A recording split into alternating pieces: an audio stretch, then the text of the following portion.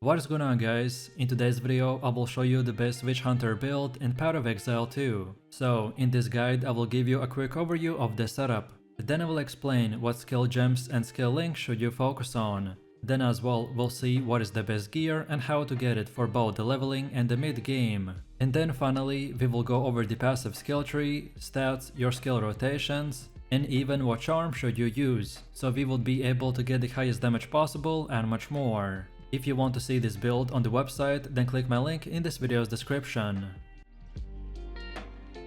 This setup is very unique because we are going to be freezing enemies with the permafrost bolts, which will give us frost fires, so then we will be able to drop explosive grenades that can detonate, and with the explosive shots we will do massive amounts of damage. This build is great against bosses and other large enemy groups, as we can CC the enemy while our fuse is going on, and then we can detonate our AoE skills and clear anything and everything in our way. So let's move over to the build. When you get to it, you want to pick the Witch Hunter Ascendancy, but if you're leveling, then the basic Mercenary class will work as well. And first we have our skills. So for the main spell we have the crossbow shot with no support gems. Then second we got the permafrost bolts with support gems like the glaciation, then the ice bite and also the deep freeze. We chose this skill because we want to push hard into the freezing effect, so then once we freeze our enemies, we can then drop a huge ignite on them with explosive grenade and do a huge amount of DPS. Then next we got the explosive grenade with support gems like the frostfire,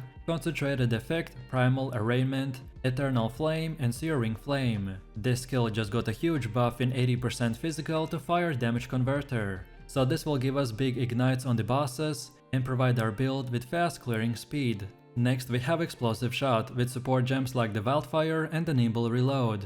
Then next we have the herald of the ash with support gems such as the clarity, vitality and precision. Then for flash grenade we got one support gem called brutality. Then for high velocity rounds we have the scattered shot and double barrel. And then finally for our galvanic shards we got support gems like the lightning infusion and pierce. As most of our build is made around the permafrost bolts and grenades, so we use gems and skills that will support and increase their damage, while the rest of our powerful filler skills we can use until our main rotation comes back up.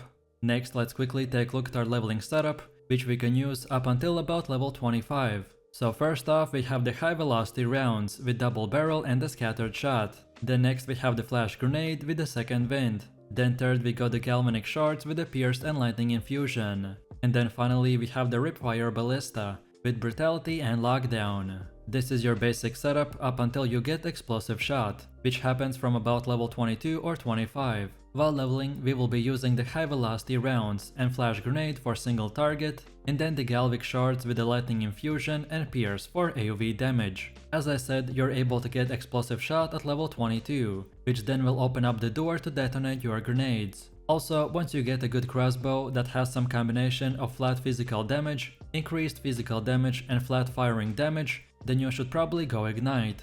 Next up we have our passive skill tree. For most new players this can seem extremely daunting, but actually it's quite simple. A character is granted one passive skill point every time they level up, and are sometimes even granted more from completing certain quests. In extremely simple terms, at the top we have the intelligence section, which focuses on spell damage, summoning and elemental damage. Then we have the bottom right, which is dexterity section and is more focused on ranged combat, evasion and speed. And then finally we have the bottom left, the strength section, which is more melee and defense oriented. Then next we have the passive nodes, and they are split into two categories. The small passives that grant minor bonuses such as small increase to attack speed, spell damage, melee damage or attributes. And then second we have the notable passives. These are slightly larger passive points that grant greater bonuses than the smaller ones, but they have stats on them that are often closely related to the small passives leading up to them. So think of these as checkpoints to work towards. And then on top of this we have the third passive point, but which is not entirely compared to the two others. So for the third one we have the keystones. These are build changing, character defining points that often provide a massive amount of power with a downside, but these downsides can be reduced or worked towards. So we want to start at the projectile damage node and go like this until we get these three notable nodes. Then next we work towards here and get these two more nodes. Then afterwards go like this and get that entire right side. Then now keep going down until this circle, and then we take the right and get that whole right side. starting with instant reload and all the way up till wasting. Then now we come back to this path and get that whole circle. And then from here we just keep going down and take whatever node you want, as long as you follow this path exactly in the way that you see here. To simplify my decision making, then basically we want to prioritize instant reload first, because reload speed will give us the biggest build upgrade, so we want to get it first. Then also, once you have explosive grenade and explosive shot skills, then start taking the grenade node and grenade reload speed. Then next, our path down to the crossbow wheel at the bottom is made for more damage, and the leatherbound's gauntlet and the general's binding is for more defense. And then finally, for the rest of our nodes, they are meant for once you go ignite, which will increase our damage and other ailments. In PoE 2, earning skill points take a lot of hard work, so it will be wise not to spend your points recklessly. You can of course reset your passive points later, but only at a cost, so following a specific setup is extremely useful. Also, understanding the passive skill tree can make or break your character, so investing more time in this specific section will definitely upgrade your knowledge of the game. But overall, if you are following my setup, then make sure to not deviate from it, because some of the decisions that I make might not make sense at first, but is going to pay off later. So please use this exact same path as I have right here, and don't forget to check this video's description to find the link for this website, and this should make this easier for you to follow this tree. Next we have our gear. The weapon of our choice is the advanced Dayat crossbow, with stats like the critical, speed and min and max physical damage. For prefixes we have a load and additional bolt, increased physical damage, add to physical damage and add to fire damage. Then for helmet we have the shielded helm, with stats like the armor and evasion. Then for chest we have the advanced explorer armor with the armor and evasion. Then for belt we have the mail belt with reduced flask charges. Then for gloves we got the bolstered mitts with armor. Then for boots we are using the stacked sabotons with the armor and evasion. Then for our first ring we got the ruby ring with fire resistance, while on the second one we got the sapphire ring with cold resistance. And then finally for the amulet we get the jade amulet with dexterity. As the game just launched, so this is a starter setup, which should be more of an example with stats and prefixes to look for. Your weapon will be the most important upgrade to look for, so prioritize flat damage of any type. Specifically, the physical roll will be the most important,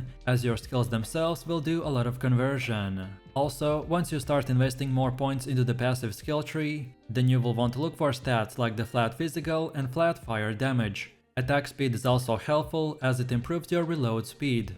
For defenses, make sure you're regularly updating the base type of your gear, so look for increased armor on gloves to get the best use of our leather-bound gauntlet node, which gives 1 evasion per every 1 armor, and then go with armor/evasion hybrid for all the other items. As far as getting this gear goes, gearing up in the campaign is relatively straightforward. Most players will focus on increasing their damage output and survivability, and at this point there's no best gear or specific item that you should farm, as the campaign is just a brief introduction to the game itself, and you will be getting better gear left and right. However, once you reach the early stages of mapping, which should happen around level 65, it's crucial that you start mainly focusing on farming Atlas of the Worlds, and just keep repeating doing maps until you reach tier 16. If you're looking for a detailed guide on the best gear and how to farm them after the campaign, then watch my dedicated gearing guide video. Then on top of this, we need to quickly look into the charms and flasks. So you'll unlock charms during Act 1, and by completing the campaign. These charms act as a passive node, by giving you a bit of breathing room against specific ailments. Charms are incredibly useful as by having the right one equipped at the right time can save you from dying. Even in the early game when you're fighting bosses like the Bearer of the Rutan Pack, her ice attacks can do a lot of damage if you're not prepared. So if you're struggling with certain bosses, then look into what damage type they're using, and then use that specific charm to increase your resistance. For me personally, I prefer the Ameta's charm, to use it when I take chaos damage, then the Antidote charm for when I become poisoned, and then finally the Topaz charm for when I take lightning damage. But as I said, which one you choose will depend on the enemies that you are fighting, so feel free to experiment and mix and match. And now finally, let's quickly take a look at how this build will work. So for bossing on large rare enemies, we want to start the rotation by using the permafrost bolts, which freezes them and gives us the full bonus from the frost fire. Then afterwards, we drop explosive grenades, and either way wait for the fuse, or hit them with the detonator skill, which does not have a consume freeze support on it. And for this, in this rotation, I'm using the explosive shot. And then from here, we want to finish it off with the high velocity rounds and or galvanic shards. And then the rest of our skills are filler spells, which we can use until we get back our main DPS rotation. So, if you enjoyed this video, click like, subscribe and comment. If you are interested in more content, then check out my channel and I will see you in the next one. So take it easy, peace.